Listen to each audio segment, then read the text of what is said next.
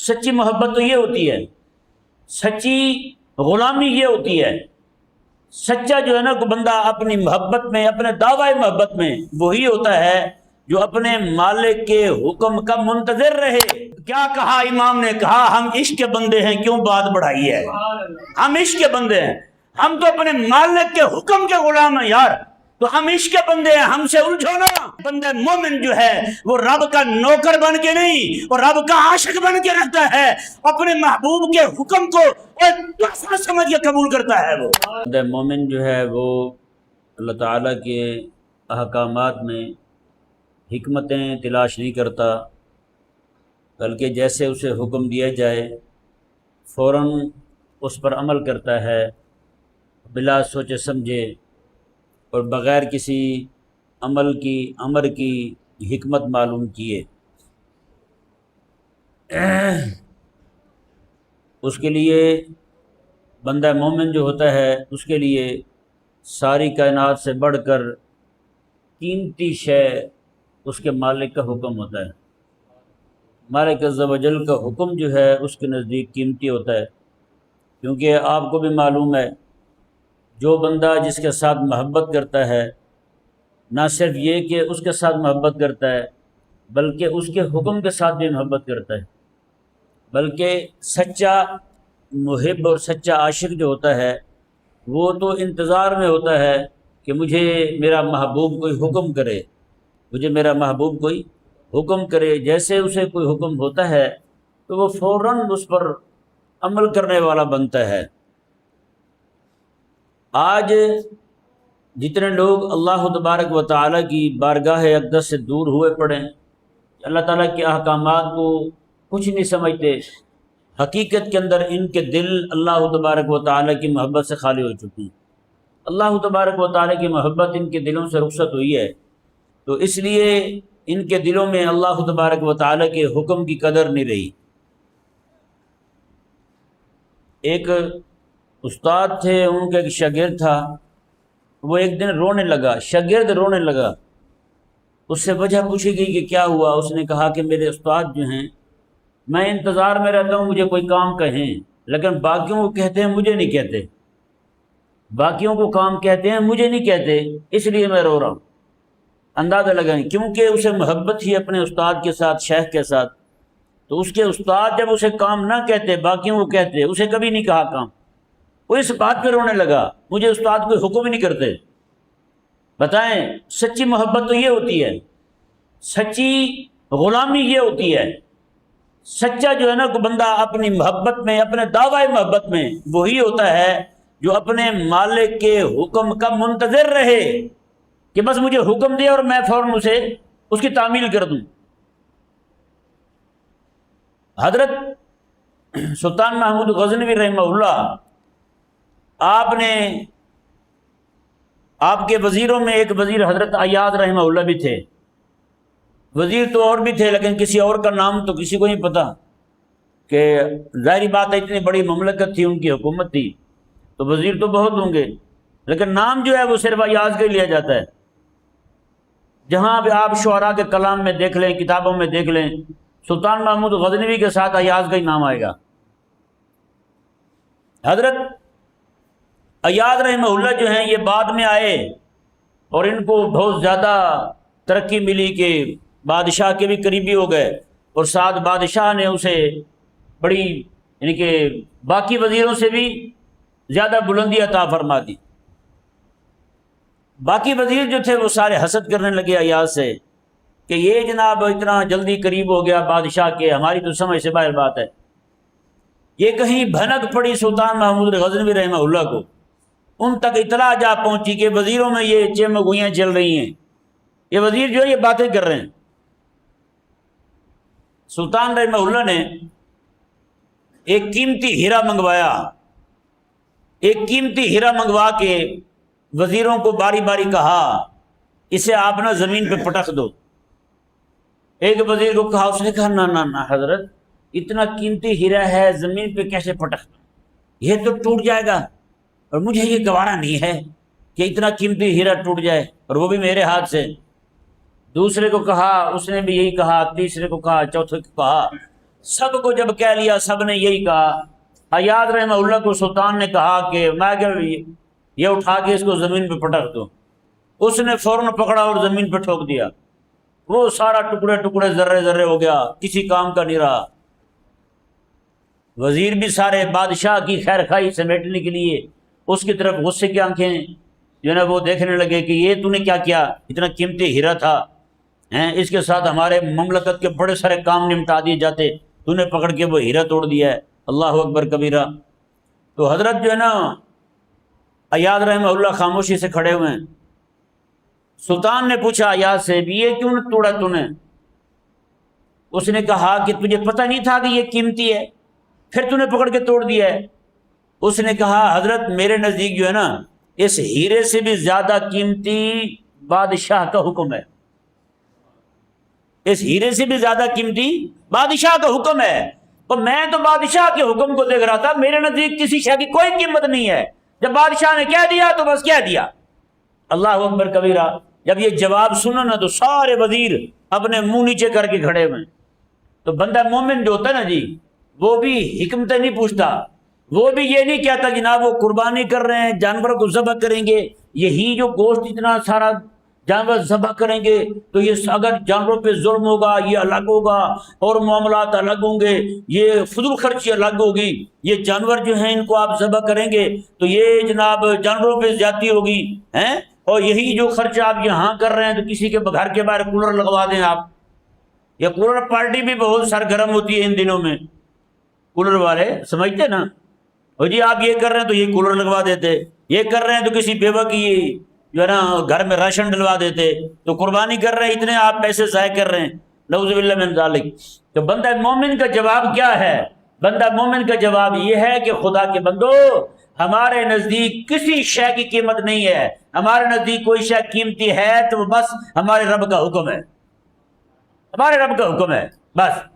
اور یہی وجہ ہے، آپ دیکھیں ذرا غور کریں، بندہ مومن جو ہے حج کے جتنے بھی معاملات ہیں جتنے ارکان ہیں کسی بھی حکم کی بظاہر اس کو سمجھ آتی ہے کوئی؟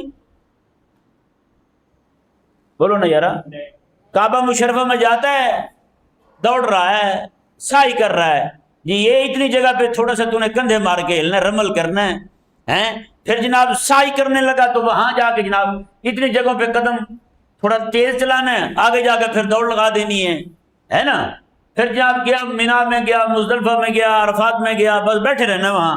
اور کیا کیا ہے اس نے یار؟ مینا گیا ہے مزدلفہ گیا ہے، جتنے بھی مقامات ہیں مشاعر ہیں ہر جگہ پہ گیا ہے، شیطان کو کنکریاں مار رہا ہے۔ وہاں حجاج کرام جاتے ہوئے ایک پتھر کھڑا ہوا یار، ستون ہے، جو گئے معلوم ہوگا ان کو ستون ہے، اسے جا کے کنکر مار رہے ہیں، اور کہتے کیا ہیں رمی جمرات کر رہے ہیں، شیطان کو کنکر مار رہے ہیں، وہ تو پلر ہے بھائی اس کو مار رہے ہیں، نہیں سمجھ آیا؟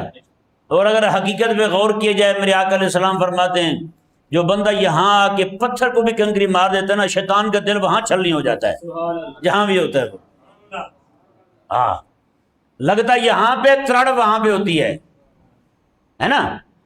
تو یہ حقیقت کے اندر بظاہر جتنے بھی احکامات ہیں کسی بھی حکم کی علت جو ہے وہ ہمیں معلوم ہو یا نہ ہو، لیکن بندہ مومن جو ہے دیکھیں جیسے ہی میقات پہ پہنچنے لگا بندہ مومن نے اللہ تبارک و تعالیٰ کا حکم آ گیا چل بھائی تو میقات سے آگے جا رہا ہے، اب یہاں سے تم نے کپڑے سلے ہوئے نہیں پہننے، دو چادریں باندھنی ہیں بغیر سلے ہوئے، ایک تہ بند باندھ لیا، کہا کہ مولا میں نے تو زندگی ساری کبھی دھوتی باندھی کوئی نہیں، میں یہاں باندھنی پڑے گی، میں یہی باندھنا ہی عبادت ہے بھائی، یہی باندھنا ہی عبادت ہے۔ تہ بند باندھ لیا اس نے، اب وہ جو جناب بڑی قیمتی قیمتی کپڑے پہننے والا تھا ہاں جی قمیض بھی اتار دی، ویسٹ کوٹ بھی اتار دی، جیکٹ اتار دی، سارا کچھ اتار دیا، ایک چادر جناب لپیٹ کے اس طرح وہ پہنچ گیا جناب کعبے کے سامنے۔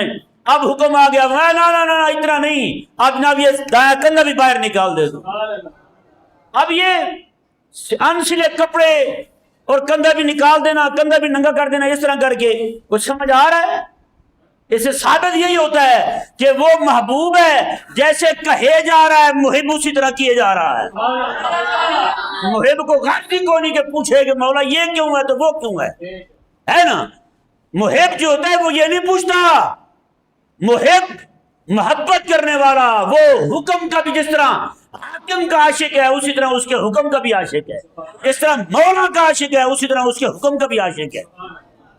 اب پھر کیا ہوتا ہے، میرے کریم آقا صلی اللہ علیہ وسلم کے غلاموں، وہاں جو بندہ پہنچ گیا، اب حکم آ گیا کہ یہ جناب حج کے تمام ارکان پورے کر لیے اس نے، میں کہا اب یہاں پہ سر پہ اس طرح پھرا دے، سر پہ اس طرح۔ وہ جو بندہ زلفوں والا تھا، وہ جو بندہ پف رکھنے والا تھا، مار مار کے تھوکے اس طرح کیا کرتا تھا، میں اللہ جی اب بات ختم ہو گئی ہے، اب رب کی بارگاہ میں آ گیا ہے۔ بتائیں یار یہ ٹینٹ کروانا بھی جہاں پہ عبادت بن جائے، یہاں بندہ ٹینٹ کرواتا رہے، سارا کچھ کرتا رہے، وہاں بندہ پہنچ گیا بال ہیں نہیں سر پہ، کہنے لگا مولا میرے تو سر پہ بال نہیں۔ علماء نے کہا اس بندے کے لیے حکم یہ ہے، جس طرح بندہ گونگا ہو نماز پڑھنے لگے اس کو بھی معافی نہیں ہے کہ اس طرح کر کے کھڑا رہے، نہ، جو بندہ گونگا ہے نہیں آتا پڑھنا اسے، اس پر فرض ہے کہ نماز میں زبان ہلاتا رہے، اکیلا ہلاتا رہے۔ وہ زبان ہلا رہا ہے، فرشتے لکھ رہے ہیں مولا اس نے فاتحہ بھی پڑھ لی ہے، آگے سورت بھی پڑھ لی ہے، اکیلے زبان ہلانا۔ کتنا کریم ہے مالک یار۔ وہ کہتے نماز پڑھنا بڑا اوکھا ہے، میں نے کہا بے وقوف تمہیں سمجھایا ہی نہیں کسی نے، نماز پڑھنا اتنا آسان ہے۔ مولا اللہ نے فرمایا کہ قم، کھڑے ہو کے پڑھنی ہے، مولا کھڑا ہو گیا، بیمار ہو گیا ہوں مولا کھڑا نہیں ہو سکتا، میں چل بیٹھ جا، بیٹھ کے پڑھ لے، اب بیٹھ بھی نہیں سکتا میں چل لیٹ کے پڑھ لے، وہ لیٹ گیا، میں اب لیٹ کے بھی نہیں پڑھی جا رہی نماز، میں چلو سر کے اشارے سے پڑھ لے وہ بھی قبول کر لوں گا میں۔ بتاؤ نا یار، کئی علماء نے تو یہ بھی لکھا ہے جو بندہ سر کے اشارے سے بھی نہ پڑھ سکے وہ صرف آنکھ کے اشارے سے سجدہ بھی کرتا رہے، رکوع بھی کرتا رہے، میرا اللہ اس کی تسبیح بھی قبول فرما لے گا۔ تو بتائیں نا، تو پھر یہ کیا کہا امام نے، کہا ہم عشق کے بندے ہیں، کیوں بات بڑھائی ہے، ہم عشق کے بندے ہیں، ہم تو اپنے مالک کے حکم کے غلام ہیں یار، تو ہم عشق کے بندے ہیں، ہم سے الجھو نا۔ ہاں کو بندہ پوچھتا ہے جناب یہ آپ نے انسلے کپڑے کیوں پہن لیے، کہا کہ میرے مالک کا حکم ہے، بس میرے مالک کا حکم ہے، ایک سرحد آ گئی جی، میں یہاں سے کوئی بندہ سلے ہوئے کپڑے پہن کے نہیں جا سکتا۔ بتائیں کیسی عبادت رکھی ہے میرے رب نے۔ یہی تو امتحان ہے کہ غلام جو ہے وہ اپنے آقا کا حکم مانتا ہے یا کھڑا ہو کے وہاں چونچاں کرتا ہے، حکم مانتا ہے نا۔ آج بھی دیکھیں لاکھوں کی تعداد میں وہاں وہ جاج کرام پہنچ چکے ہیں، آپ جہاں کہیں بھی نظر اٹھائیں گے آپ کو سلے ہوئے کپڑے پہنے ہوئے کوئی بندہ دکھائی، کوئی رنگین کپڑوں والا دکھائی نہیں دے گا، سب کے کپڑے ایک جیسے۔ مطلب یہ ہے عبادتیں جو ہے نا باقی ساری آپ کو سمجھ آئے گا یہ عبادت کا حکم کیوں ہے، لیکن جب بات آئی حج کی اللہ تبارک و تعالی نے ایک عبادت ایسی رکھ دی فرمایا کہ جس میں غلام جو ہے وہ صرف یہ دیکھے کہ آقا کا حکم آ گیا ہے، اسے سمجھ آئے نہ آئے۔ بھائی صاحب بتائیں پوری دنیا میں کوئی جگہ ہے جہاں دوڑنا ثواب بن جائے؟ پوری دنیا میں کوئی جگہ ہے جہاں پہ جناب تہبند باندھنا ثواب بن جائے؟ بولو نا یار۔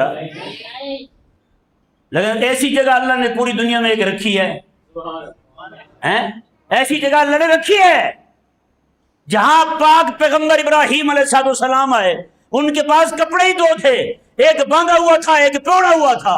اللہ نے فرمایا کہ ابراہیم یہ جو حرم بنا رہا ہوں نا، گھر تو نے تعمیر کیا ہے، حرم تو نے دعا کی ہے اس کے حرم بننے کی، قیامت تک کوئی بندہ جو ہے جو حج کی نیت سے آئے گا، عمرے کی نیت سے آئے گا، یعنی اس کی نیت تیرے گھر کو دیکھنے کی ہوگی، میں کہ وہ تیری ہی چادریں باندھ کے آئے گا، یہاں جو بھی آئے گا جیسے بھی آئے گا جہاں کہیں کا ہوگا۔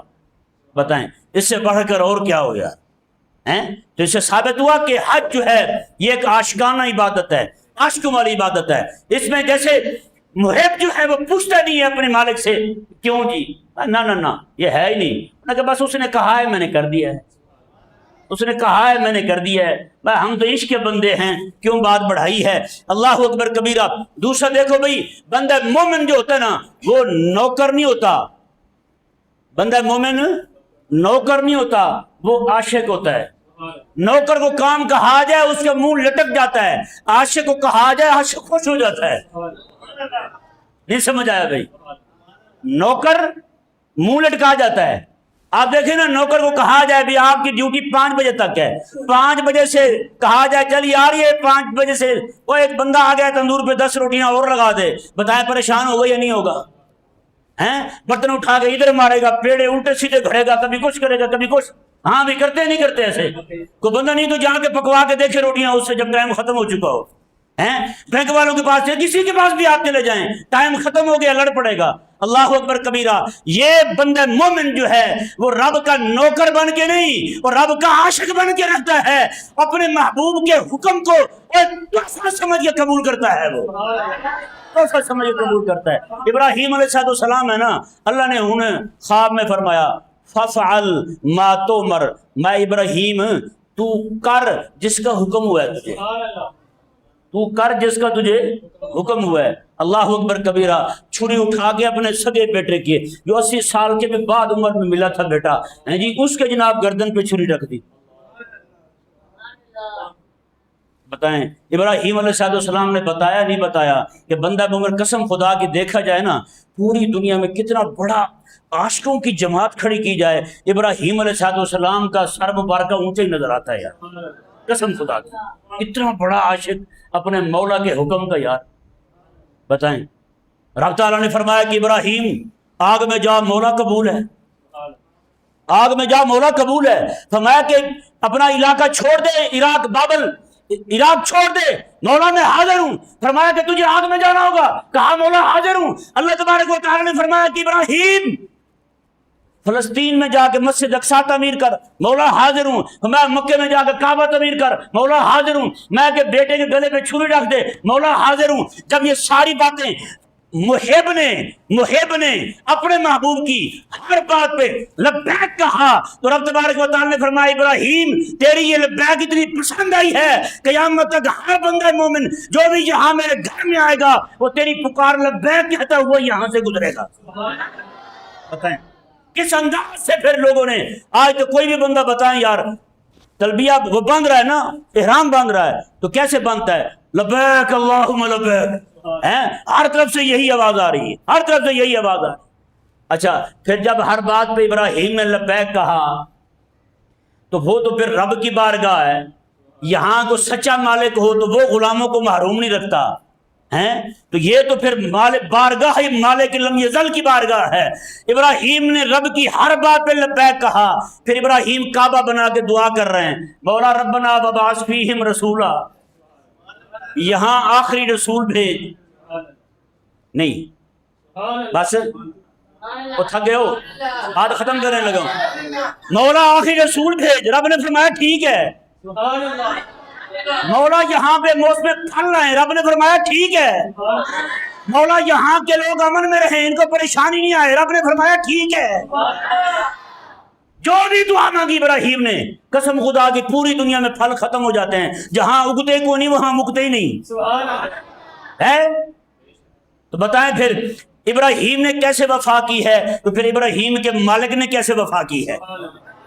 کاش کہ ہم بھی رب کے حکم کی طرح غلام بن جائیں، رب کے حکم کے عاشق. محبوب کا عاشق جو ہوتا ہے نا، محبوب کے حکم کا بھی عاشق ہوتا ہے. وہ چون چاہ نہیں کرتا کہ یہ کیوں ہے تو وہ کیوں ہے. آج نوجوان آگے پوچھتے ہیں قربانی کے حکم کیوں ہے.